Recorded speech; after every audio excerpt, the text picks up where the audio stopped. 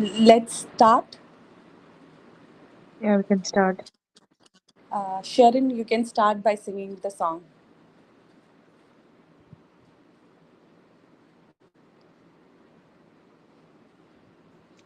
Sharon. Oh yeah, okay. ജീവന്റെ വചനം കേൾക്കുവാനായി കാതുകൾ തുറക്കണമേ.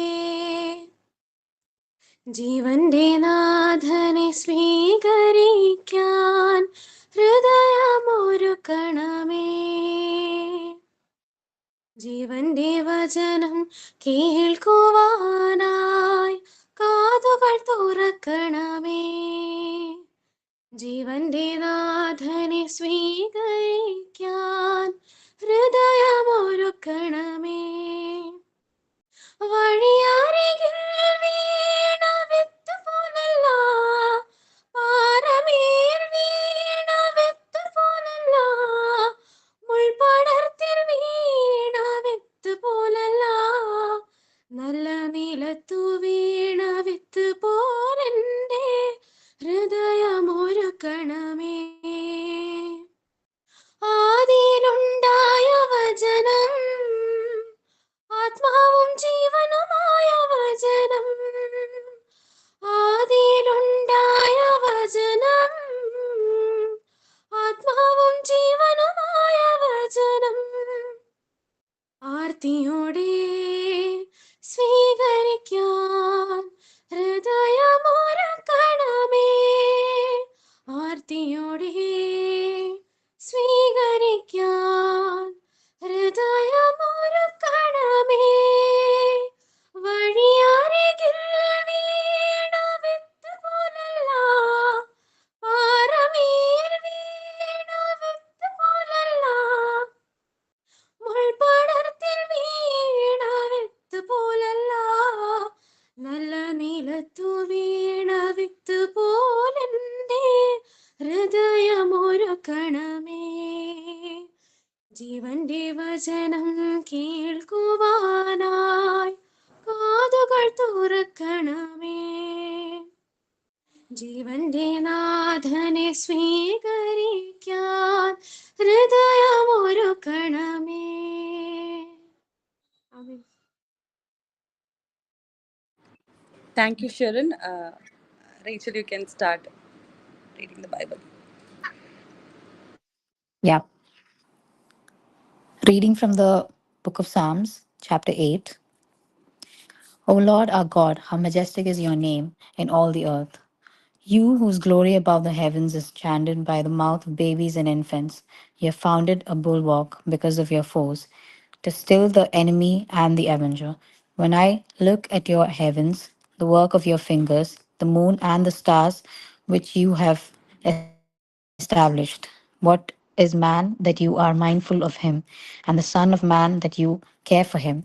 Yet you have made him little less than the angels, and you have crowned him with glory and honor. You have given him domination over the works of your hands. You have put all things under his feet, all sheep and oxen, and also the beast of the field, the birds of the air, the fish of the sea, whatever passes along the paths of the sea. O Lord our God, how majestic is your name in all the heaven. Amen. Amen. Rami, now you can introduce our guest. Let, yeah, let's warmly welcome today's speaker, Mrs. Gia Smiju, wife of Smiju Jacob Matakata. She is a dedicated high school Malayalam teacher at St. Thomas High School, Rani, and a recognized Bible preacher under the Knanai Archdiocese. Passionate about guiding the younger generation, she actively serves in student-focused Suvishesha Samajam activities. She is also involved in various organizations like JCI and Wise Men.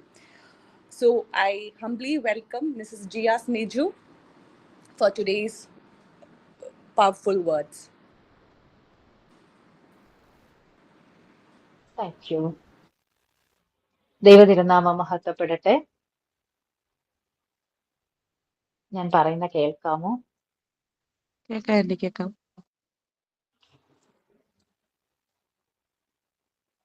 യൂത്താണ് ഇന്നിവിടെ കൂടിയിരിക്കുന്നത്.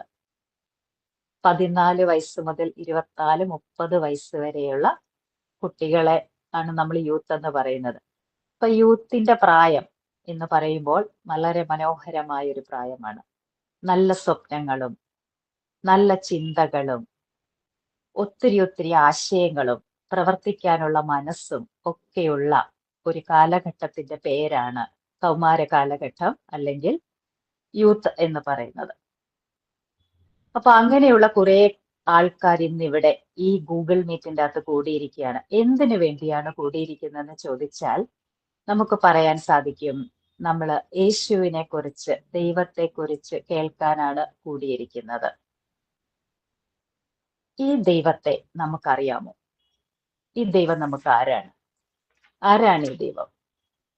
പറയാമോ ആർക്കെങ്കിലും ഒന്ന്? പറയുന്നില്ല. Okay, ഞാൻ തന്നെ പറഞ്ഞോളാം. അപ്പൊ ദൈവം എന്ന് പറയുമ്പോൾ നമ്മുടെ മനസ്സിൽ ഒത്തിരി ചിന്തയുണ്ട്. യേശു എനിക്ക് ആരാണ് എന്ന് ചോദിച്ചാൽ നമുക്ക് പറയാൻ ഒത്തിരി ഉത്തരങ്ങളുണ്ട്. കർത്താവാണ്, നാഥനാണ്, സർവശക്തനാണ്, അത്യുന്നതനാണ്, രക്ഷകനാണ്, ഒത്തിരി ഉത്തരങ്ങളുണ്ട്. എന്നാൽ എനിക്ക് ആരാണ് ഈ ദൈവം? ഈ ദൈവം ആരാണ്? ഞാൻ ആരാണ്? എനിക്കാരാണ് ഈ ദൈവം? ചിന്തിച്ചിട്ടുണ്ടോ? എനിക്കാരാണ് ഈ ദൈവം? ഈ നല്ല പ്രായത്തിൽ ഈ ദൈവത്തെ കേൾക്കാനിരിക്കുമ്പോൾ ആരാണ് ഈ ദൈവം?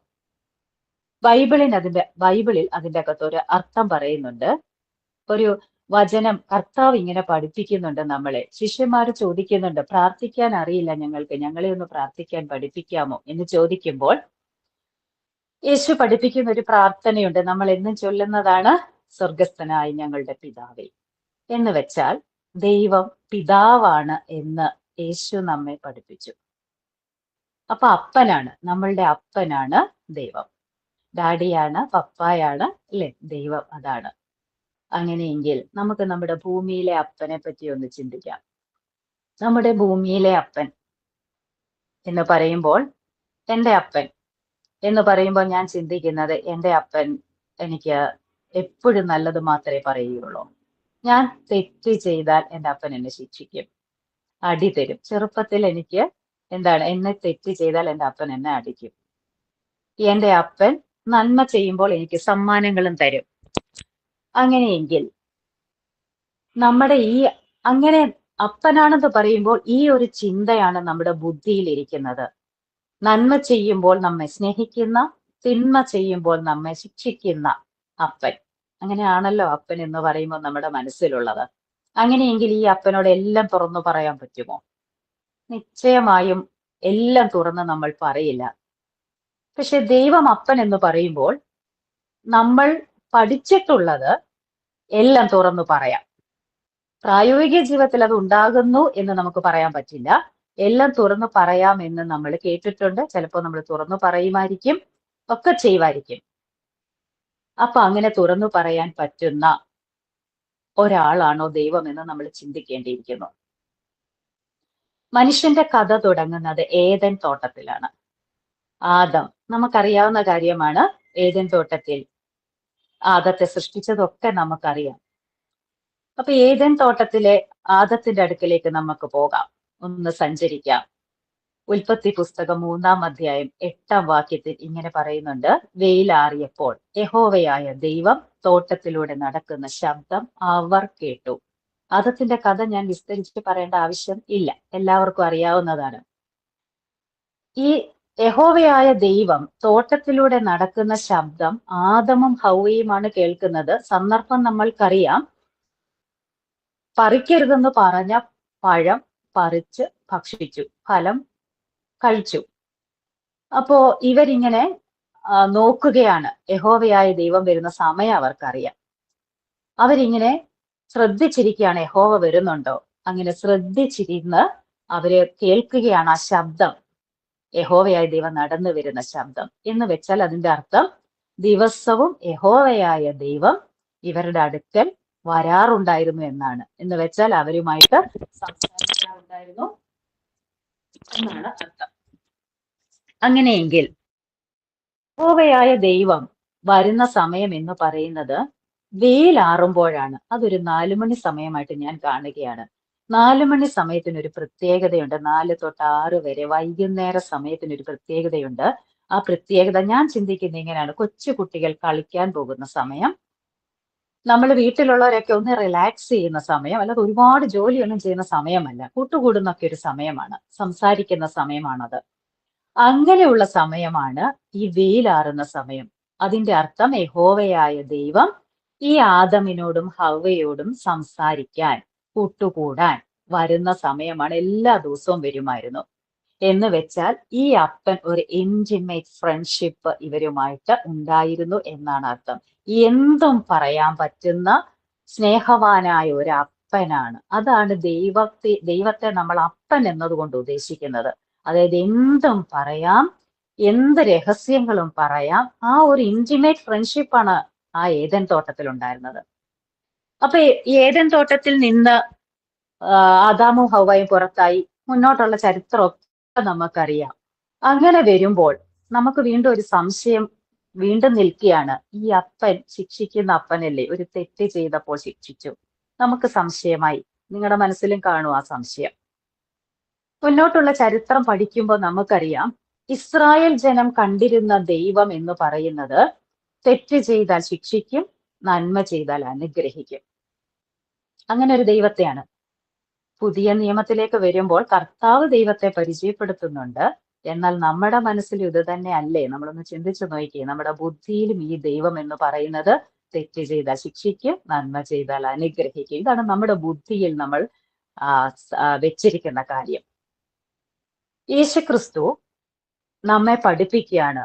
ഈ യഹോവയായ ദൈവത്തിന്റെ പുത്രനായ യേശു തെറ്റ് ചെയ്ത് പോയ മനുഷ്യനെ ഈ ദൈവത്തിലേക്ക്, ഈ യഹോവയായ ദൈവത്തിലേക്ക് നമ്മെ അടുപ്പിക്കണമെങ്കിൽ ഈ ദൈവം ആരാണെന്ന് നമ്മൾ അറിയണം. അറിയാൻ വേണ്ടിയാണ് യഥാർത്ഥത്തിൽ യേശുക്രിസ്തു ഭൂമിയിലേക്ക് വരുന്നത്. യേശുക്രിസ്തു നമ്മെ പഠിപ്പിക്കുകയാണ്, എന്നെ കണ്ടവൻ പിതാവിനെ കണ്ടു എന്ന് വെച്ച അർത്ഥം എന്താ? ഞാൻ ചെയ്യുന്നതൊക്കെയാണ് പിതാവ് ചെയ്യുന്നതെന്നാണ് യേശുക്രിസ്തു പറഞ്ഞത്. ഈ യേശു എന്താണ് ചെയ്തത്?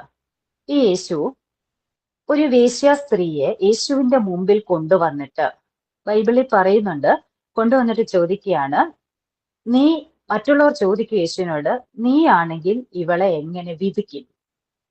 യേശു പറയുന്നത് ഇങ്ങനെയാണ്. അന്നത്തെ കാലഘട്ടം അറിയാം, വേശ്യ സ്ത്രീയെ കല്ലെറിഞ്ഞ് കൊല്ലണം എന്നാണ് നിയമം. അപ്പൊ യേശു പറയുന്ന മറുപടി എങ്ങനെയാണ്? പാപമില്ലാത്തവർ ആദ്യത്തെ കല്ലെറിയട്ടെ.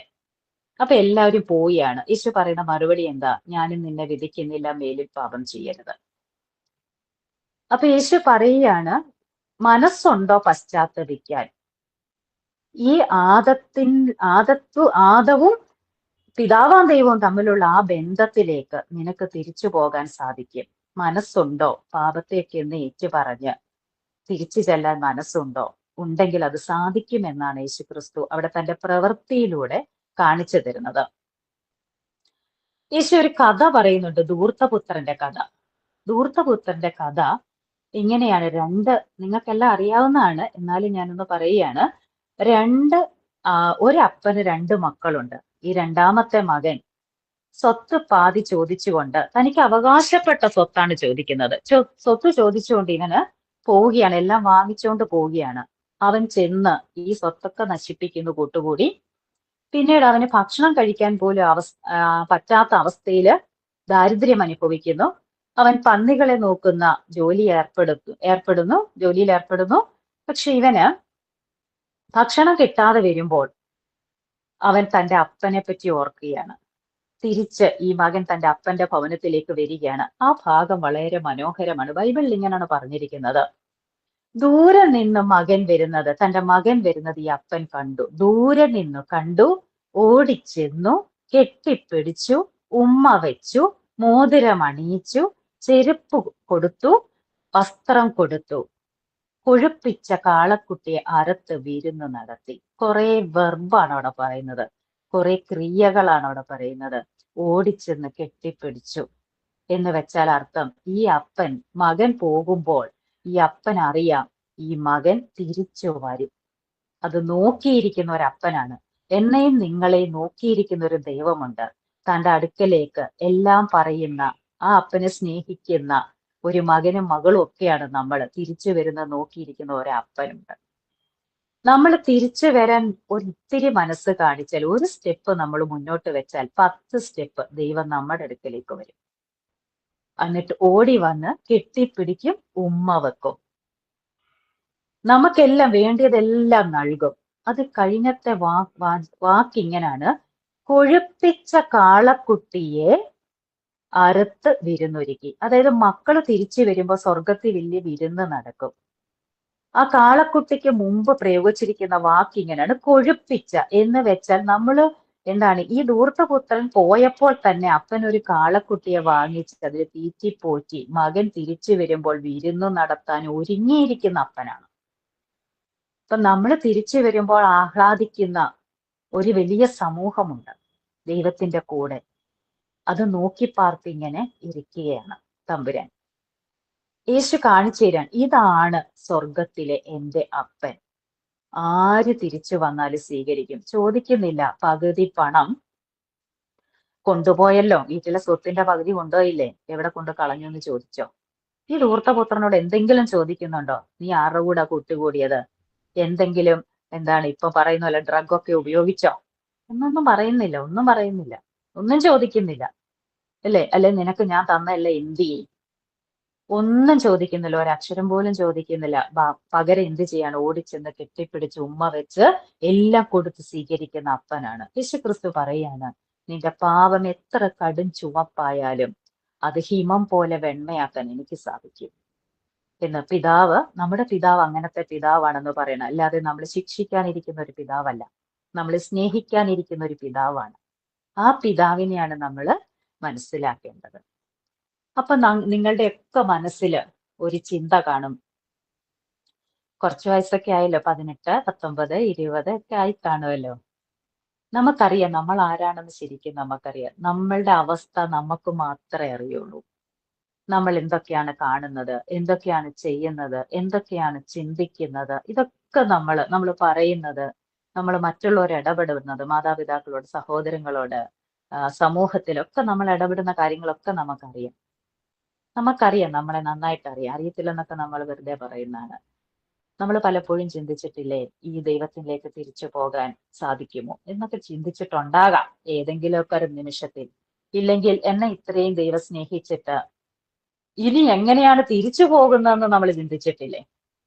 ഞാൻ ചിന്തിച്ചിട്ടുണ്ട്, ദൈവമേ ഇത്രയൊക്കെ എന്നെ സ്നേഹിച്ചിട്ട് എങ്ങനെയാണ് ഇനി ഒന്ന് തിരിച്ചു പോകുന്നത് എന്നൊരു ലജ്ജയൊക്കെ തോന്നിയിട്ടുണ്ട് ചില സമയത്ത്. അങ്ങനെയൊക്കെ തോന്നാം, അല്ലെ? തിരിച്ചു പോകാൻ പറ്റുമോ എന്നൊക്കെ ചിലപ്പോൾ ആരുടെയെങ്കിലുമൊക്കെ മനസ്സിൽ തോന്നാം. അതിനും തമ്പുരാൻ മറുപടി പറയുന്നുണ്ട്. യേശു പറയുന്നൊരു കഥയുണ്ട് ബൈബിളിൻ്റെ അകത്ത്, ഒരു മുന്തിരിത്തോട്ടമുള്ള യജമാനന്റെ കഥ. ആ യജമാനൻ മുന്തിരിത്തോട്ടത്തിൽ പണിയാൻ വേലക്കാരെ അന്വേഷിക്കുകയാണ്. വഴിയിൽ നിന്ന് 3 മണി നേരം, ബൈബിളിൽ ആ 3 മണിയൊക്കെ ഇസ്രായേൽ ജനവുമായി ബന്ധപ്പെട്ടതാണ്, അതൊന്നും ഇവിടെ വിശദീകരിക്കുന്നില്ല. 3 മണിക്ക് വഴിയിൽ നിൽക്കുന്ന 3 മണി സമയത്ത് കാണുന്ന വേലക്കാരെ, 1 വെള്ളിക്കാശ് ഞാൻ നിങ്ങൾക്ക് തരാം, എന്റെ തോട്ടത്തിൽ വേല ചെയ്യാൻ വിളിക്കും. അവര് വേല ചെയ്യാൻ ചെല്ലുന്നു. പിന്നീട് 9 മണിക്ക് കുറച്ചു പേര് ചെല്ലുന്നു, 11 മണിക്ക് കുറച്ചു പേര് ചെല്ലുന്നു. വൈകുന്നേരം ആകുമ്പോൾ, സമയം കഴിയുമ്പോൾ കൂലി കൊടുക്കാൻ യജമാനൻ ചെല്ലുകയാണ്. ഈ 11 മണിക്ക് ചെല്ലുന്ന ആൾക്ക് 1 വെള്ളിക്കാശ് കൊടുക്കുന്നു. അപ്പൊ 3 മണിക്ക് ചെല്ലുന്നവൻ ചിന്തിക്കും, എനിക്ക് അതിൽ കൂടുതൽ കിട്ടുമായിരിക്കുമെന്ന്. പക്ഷെ അവന് 1 വെള്ളിക്കാശാണ് കൊടുക്കുന്നത്. അപ്പൊ അവർക്ക് ഇച്ചിരി ഒരു ബുദ്ധിമുട്ട് അനുഭവപ്പെടുമ്പോൾ തമ്പുരാൻ പറയുന്ന ഒരു കാര്യമുണ്ട്. എനിക്കാണ്, അല്ലെങ്കിൽ ഈ തോട്ടക്കാരൻ പറയാണ്, എന്റെ സമ്പത്ത് എങ്ങനെ വിഭജിച്ചു കൊടുക്കണമെന്ന് ഞാനാണ് തീരുമാനിക്കുന്നത്. അത് എന്റേതാണ്. അത് ഞാൻ 3 മണിക്ക് വരുന്നവർക്കും കൊടുക്കും, 9 മണിക്ക് വരുന്നവർക്കും കൊടുക്കും, 11 മണിക്ക് വരുന്നവർക്കും കൊടുക്കും. എന്ന് വെച്ചാൽ നമ്മൾ ഏത് സമയത്ത് തിരിച്ചു ചെന്നാലും, 5 വയസ്സിൽ വന്നാലും, 10 വയസ്സിൽ വന്നാലും, 15 വയസ്സിൽ വന്നാലും ഞാൻ സ്വീകരിക്കാൻ തയ്യാറാണ്. 30-ാമത്തെ വയസ്സിൽ വന്നാലും, 50-ാമത്തെ വയസ്സിൽ വന്നാലും സ്വീകരിക്കാൻ കർത്താവ് തയ്യാറാണ്. പക്ഷെ അത് സ്വീകരിക്കുന്ന ഓർത്ത് സമയം വെച്ച് നീട്ടാൻ പാടില്ല. കാരണം മനുഷ്യന്റെ ജീവിതം എവിടം വരെ ഉണ്ടെന്ന് നമുക്ക് അറിഞ്ഞുകൂടാ. നമ്മൾ നാളെ ഉണ്ടോയെന്ന് നമുക്ക് ആർക്കും അറിയില്ല. അതുകൊണ്ട് കേൾക്കുന്ന നിമിഷത്തിൽ തന്നെ തിരിച്ചു പോകാനുള്ളൊരു തയ്യാറെടുപ്പ്, കർത്താവിന്റെ സന്നിധിയിലേക്ക് അവനെ സ്നേഹിക്കാൻ. എന്ന് വെച്ചാൽ ഒരു ശിക്ഷിക്കുന്ന ദൈവമല്ല, അവൻ സ്നേഹിക്കുന്ന ദൈവമാണ്. അവൻ നമ്മെ മാറോട് ചേർത്ത് പിടിക്കുന്ന ദൈവമാണ്. അങ്ങനെ ഒരു ദൈവത്തെയാണ് യേശുക്രിസ്തു നമുക്ക് കാണിച്ചു തരുന്നത്. യേശുക്രിസ്തു ഈ ദൈവത്തെ നമുക്ക് പരിചയപ്പെടുത്തുകയാണ്. നമ്മൾ കണ്ടു, ആദം തെറ്റ് ചെയ്തു, ഏദൻ തോട്ടത്തിൽ നിന്ന് പുറത്താക്കി. മനുഷ്യൻ ആ തെറ്റ് പിന്തുടരുകയാണ്. ഈ തെറ്റിന് ശിക്ഷയുണ്ട്. ആ ശിക്ഷയാണ് യേശുക്രിസ്തു കുരിശിൽ വഹിക്കുന്നത്. നമ്മളുടെ, എന്റെയും നിങ്ങളുടെയും, ലോകം മുഴുവനുള്ള മനുഷ്യരുടെ പാപം തമ്പുരാൻ ആ പാപത്തിന്റെ ശിക്ഷ കുരിശിൽ അതികഠിനമായിട്ട് സ്വീകരിച്ചുകൊണ്ട് അവൻ ആ ശിക്ഷ സ്വീകരിച്ച് 3-ാം ദിവസം ഉയർത്തെഴുന്നേൽക്കുകയാണ്. അപ്പൊ അതിൽ വിശ്വസിക്കുന്ന ഏവനും ഈ രക്ഷയുണ്ട്. യേശുക്രിസ്തു നമുക്ക് കാണിച്ചു തന്നത് പിതാവിന്റെ ഈ സ്നേഹത്തിലേക്ക് നമ്മൾ തിരിച്ചു വരണം. എന്റെയും നിങ്ങളുടെയും പാപം ഞാൻ ശരീരത്തിൽ സ്വീകരിച്ചിട്ടുണ്ട്.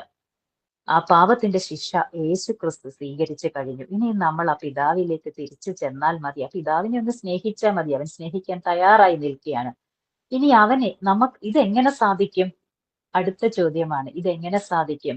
അതിനാണ് പരിശുദ്ധാത്മാവ്. അല്ലെ, യേശുക്രിസ്തു പറയുന്നുണ്ട്, ഞാൻ പോകുന്നതാണ് നിങ്ങൾക്ക് നല്ലത്.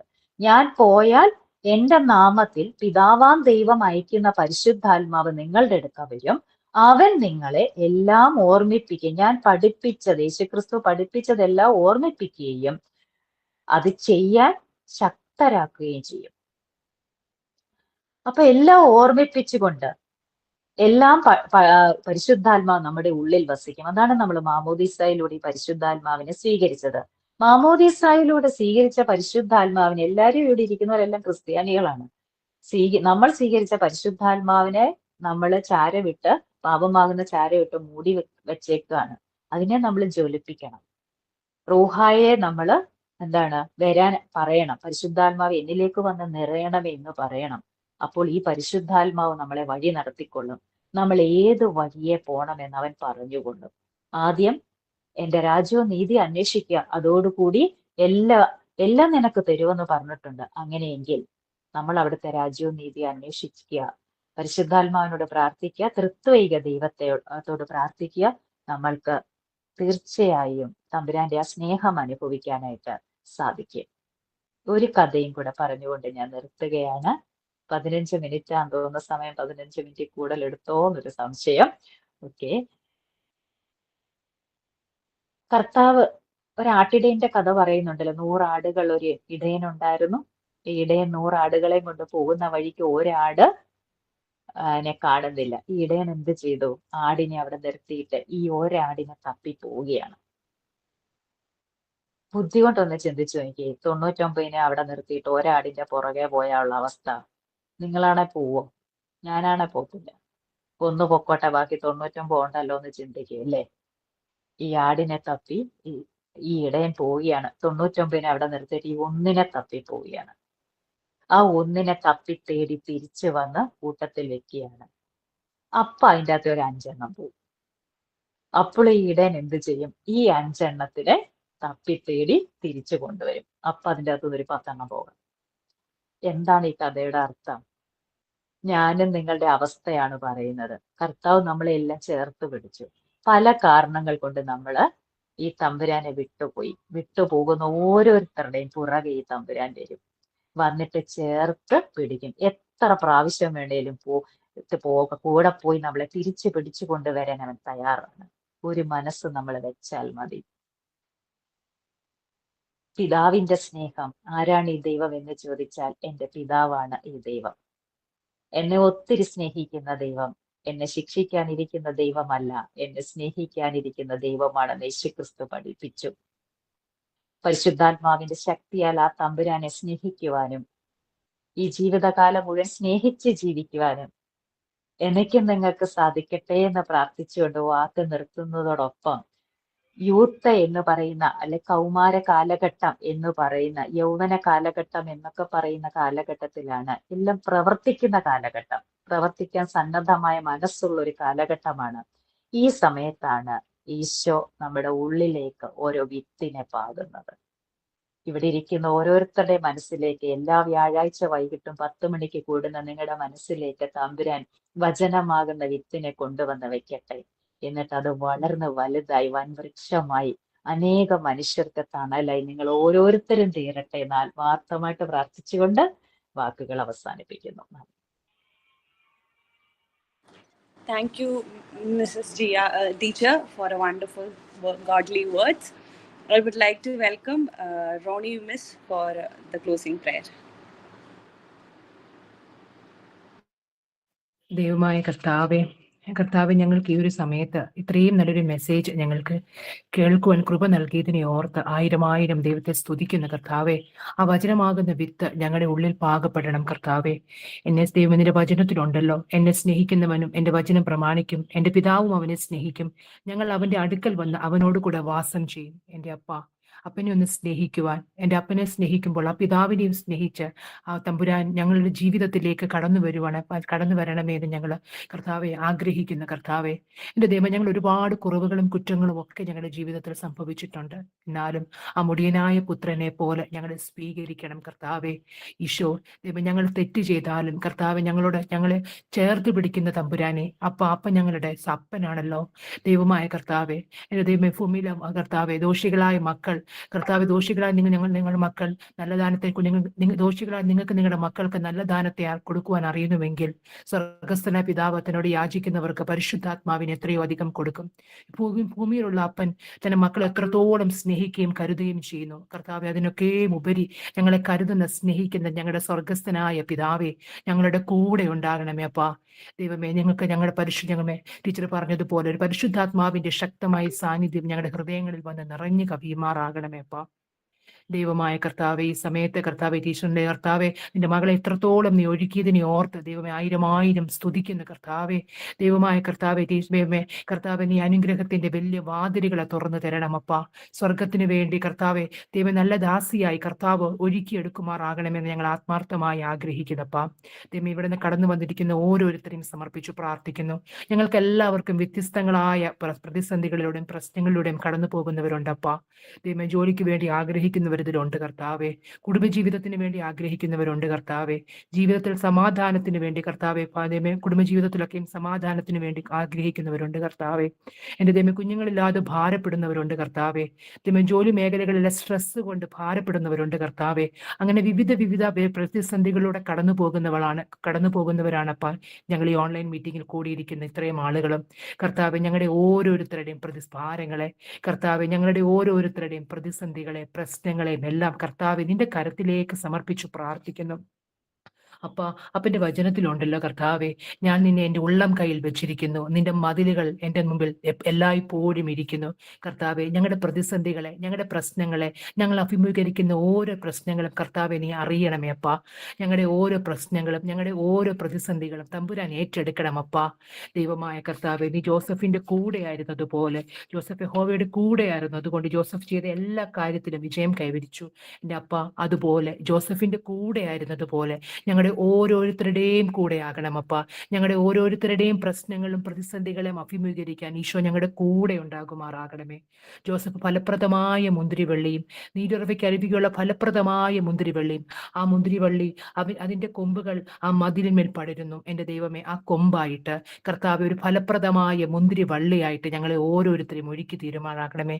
ഞങ്ങളുടെ മുമ്പിലുള്ള ഓരോ പ്രതിസന്ധികളുടെ മേലും, ഞങ്ങൾ അഭിമുഖീകരിക്കുന്ന ഓരോ പ്രശ്നങ്ങളുടെ മേലും കർത്താവെ, ആ പ്രശ്നങ്ങളുടെ മേൽ കർത്താവ് എഴുന്നള്ളി വരുമാറാകണമേ. ഞങ്ങളുടെ പ്രശ്നങ്ങളെ പരിഹരിക്കണമേ. ഈശോയുടെ ചേർന്നിരിപ്പാനുള്ള കൃപ ഞങ്ങൾക്ക് തരുമാറാകണമേ. കർത്താവെ, നിന്റെ തമ്പുരാന്റെ ഉള്ളം കയ്യിൽ ഞങ്ങളെ വഹിക്കുമാറാകണമേ.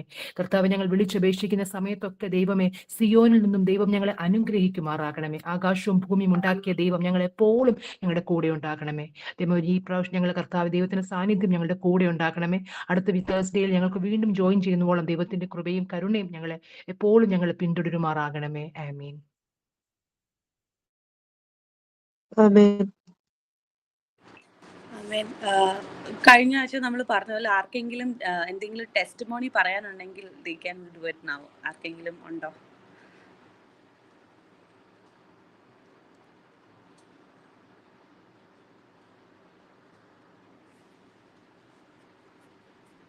ഐ ഹോപ്പ് ആർക്കും ഇല്ല, ആർക്കും ഇല്ലെന്ന് തോന്നുന്നു. Is there anyone? ഇല്ല.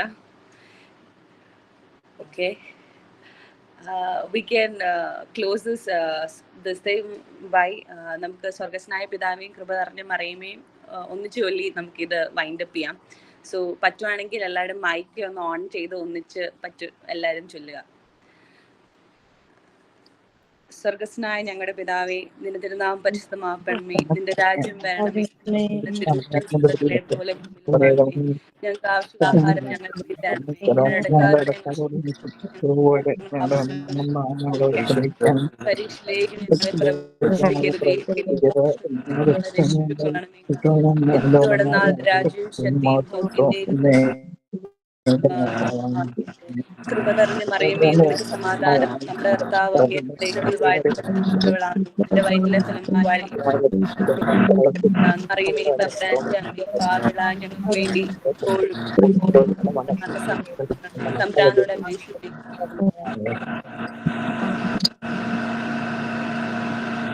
Thank you all. Good night.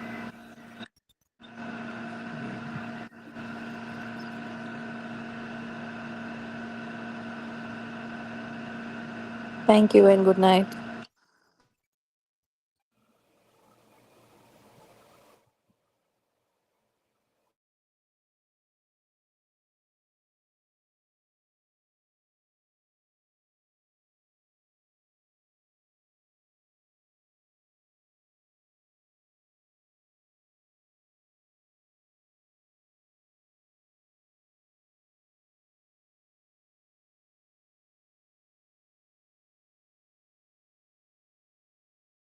You can leave the meeting. It's over.